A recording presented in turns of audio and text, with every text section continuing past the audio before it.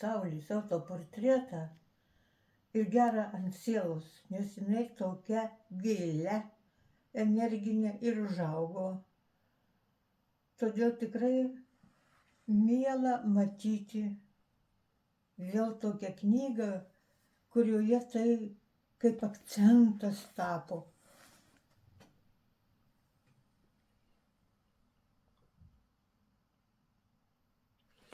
Tai reikia pagalvoti, 96 metais jinai nusitapė šitą energinį portretą.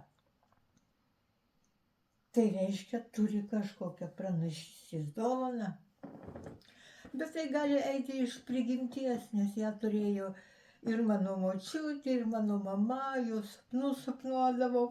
Tai visa tai persidavė Saulei ir tai tapo ne tik jos dalimi, bet ir jos kūryba.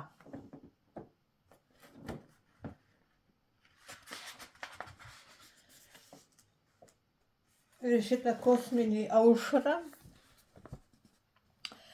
tai yra mūsų svajonių įsikūnijimas, kai mes gyvenom dar sovietiniais laikais ir nieko daugiau negalėjom, kai tik tai piešti, rašyti ir tai ne viską galėjom, o piešti galėjom tik tai užuolizuotai. Todėl šita kosminė aušra tai yra ano meto gyventojų svajonių įsikūnijimas.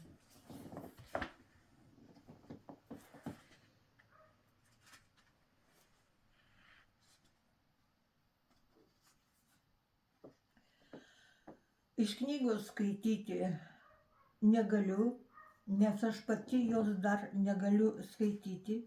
Jinai turi savyje tokį didelį energijų sutalpintų savyje kiekį, kad jai skaityti šitai knygai reikia ne tik nuotaikos, bet ir vidinio pasiruošimo.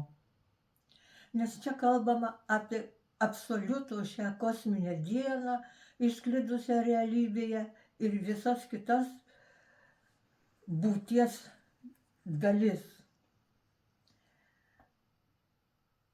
Absoliuto fizinis kūnas, kurį jin čia aprašo, tai atskiros būtys, kaip jis sako. Ir mūsiškė yra viena iš šios būties egzistuojančių pasireiškimų substancijoje.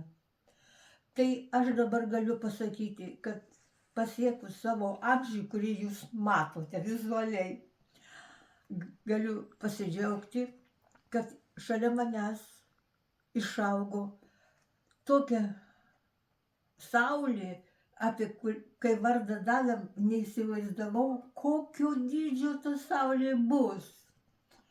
Aišku, ūgis ten 1,60 m kiek, tai čia neturi reikšmės.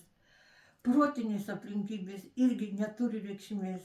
Bet vibracijų dažnyje, jinai tikrai neša visiems ją skaitantiems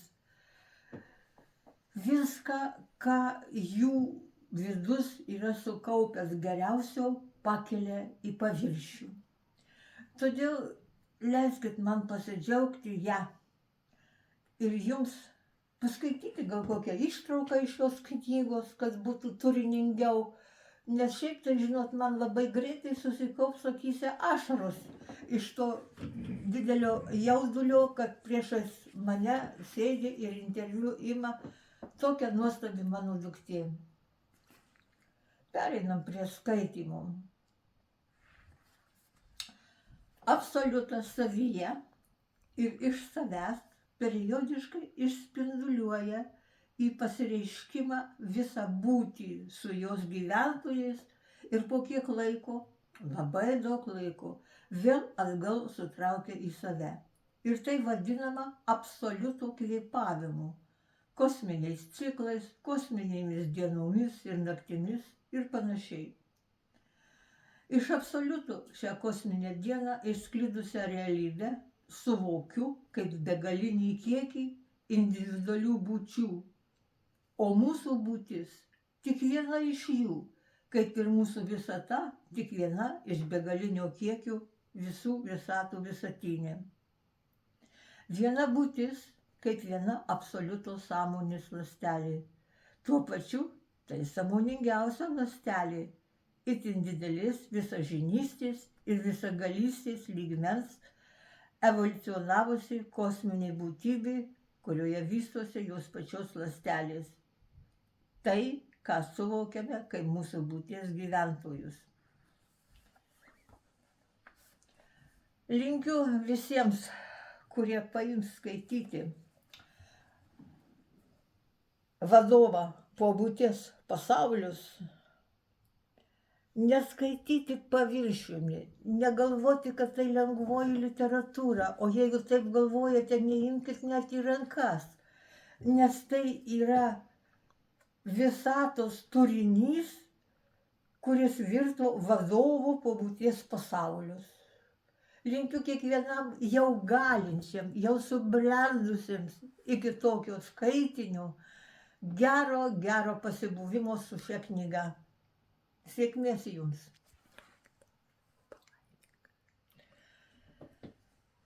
Ir kad sėkmė jūs lydėtų, laiminu jūs, nes turiu šią energinę kategoriją ant savęs. Tebūnie taip. Amen.